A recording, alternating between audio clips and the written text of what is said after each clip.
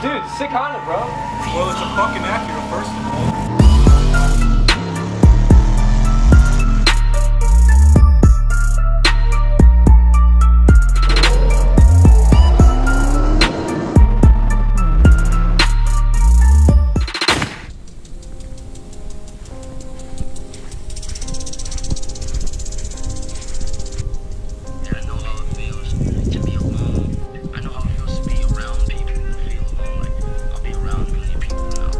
The struggle of owning two Mustangs. You can't pick which one you like better, and you don't know which one you want to be faster. Do you want your daily to be faster? Do you want your weekend car every once in a while faster? In this video, what I'm going to be talking about is why I decided not to build this motor other than what's already done to it and possibly spray. My reason being is I don't want to build the motor because it is not capable of pushing that much horsepower on a decent budget. Now granted, no matter what I want to do, it's going to cost money because I am not going to be stuck at whatever horsepower this makes.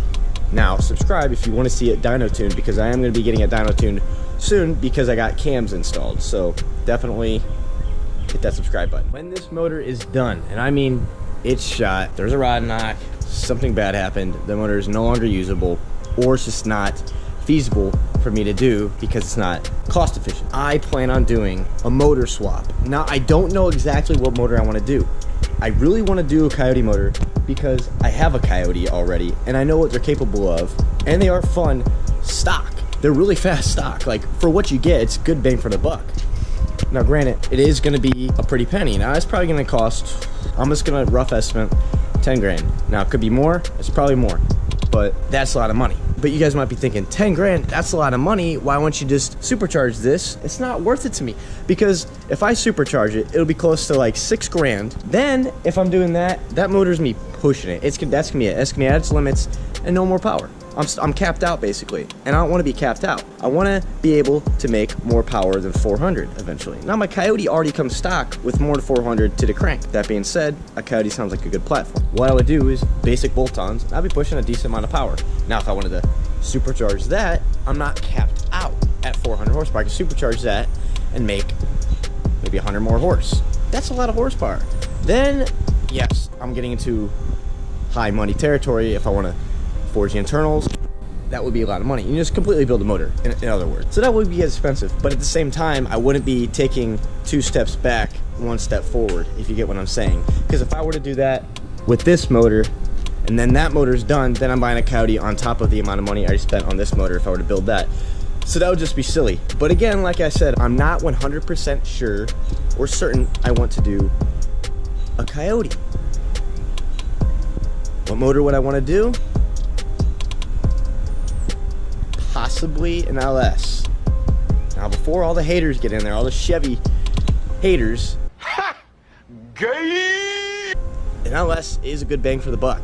They're junkyard motors, you can get them cheap. Something happens to that junkyard motor, you get a new one. Again, I would rather not do that. I would like to build the LS. And LSs are strong motors.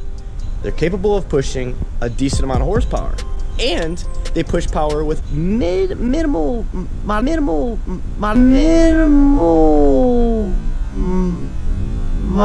cam it, tune, intake, full exhaust. It's a pretty quick car, and that is definitely going to be faster than what I would be able to do to this motor for that money.